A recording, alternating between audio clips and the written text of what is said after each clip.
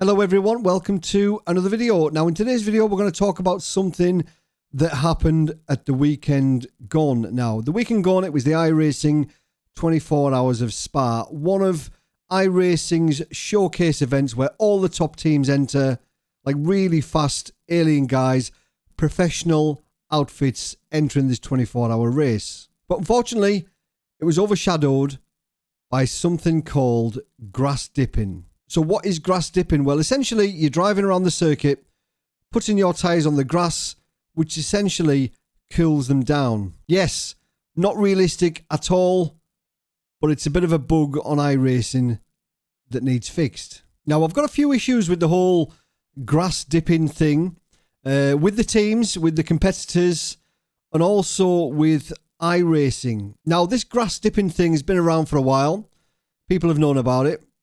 And it is an easy way to get quicker lap times in race conditions. Like, simple. You just put a couple of wheels on the grass and you go quicker. I'll show you that at the end. But before the event, all the top teams will have known that grass dipping goes against the sporting code of iRacing. It's not allowed. It actually states in black and white, it's not allowed. Now, it actually says so in the iRacing Code of Conduct. It says that illegal surfaces, drivers can only use the racing surface and allowed areas of the track for qualifying and racing. Any disallowed areas of the track and any advantages gained through their use will be determined by iRacing.com. A protest may be filed through the proper channels for this offence. See Processed Section 9. And that's all well and good, having a protest system. But for a race of this scale, it's out there for the world to see. Broadcast race, one of iRacing's showcase events. This should never have happened.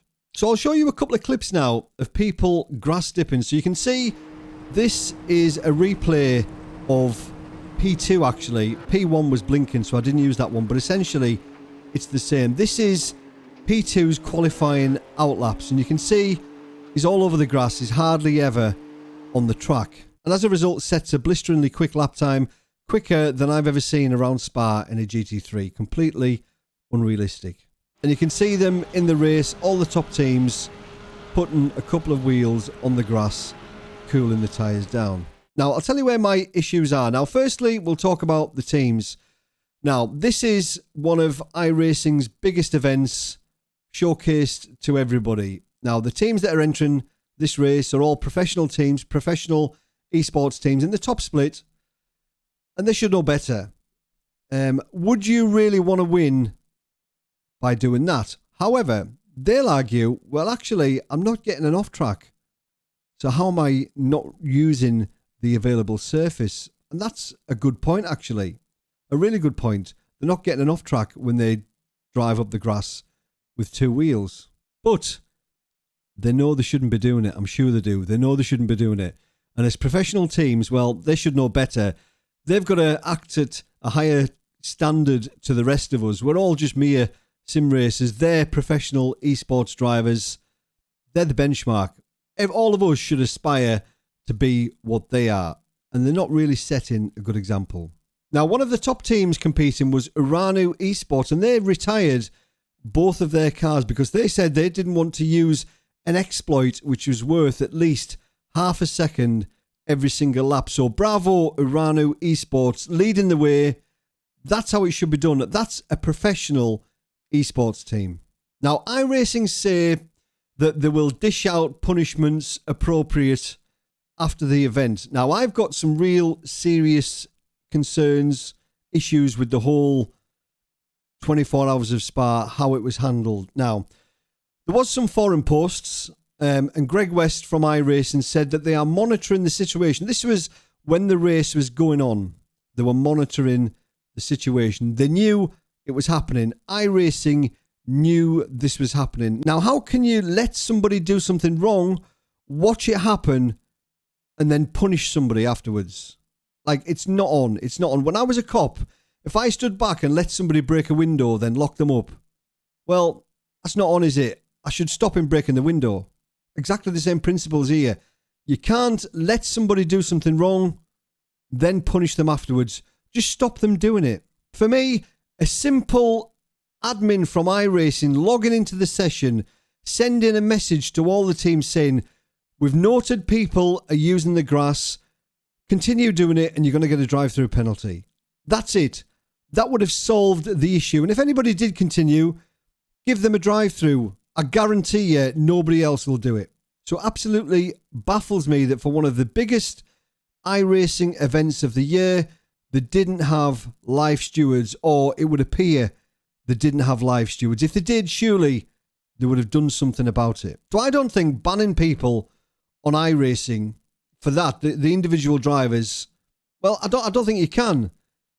They will, but I don't think they can. The drivers won't care anyway. You know, they'll have a week or two off. It doesn't really matter to the pro esports drivers. They're not out there day in, day out doing officials, having fun like the rest of us. They'll be testing, practicing for the next big event. So I don't think banning people is the solution. What I think they should do is review the replay, review the race, and anybody that was grass dipping, disqualify them from the race. Disqualify them. Simple as that. And again, I guarantee that the next special event at Spa, that won't happen again because they won't want to get disqualified. 24 hours of their life wasted. Disqualify them. Yes, that might mean whoever finished in P12 might actually win the race, but they won the race on merit for me.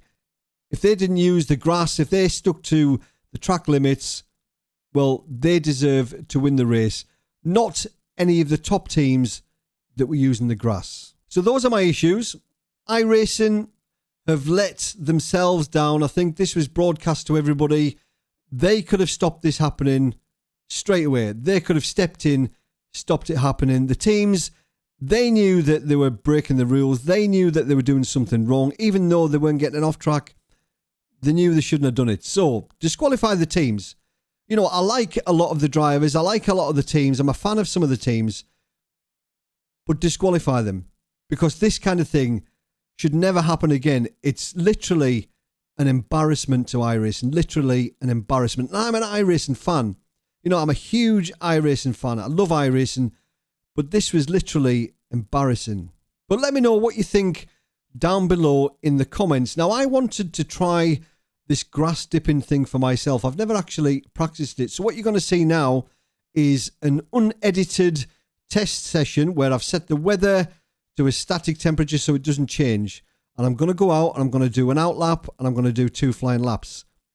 The first way is the way I would do it. The second way is the way these professionals would do it. But let me know down below in the comments what you think. I've been quite vocal on social media.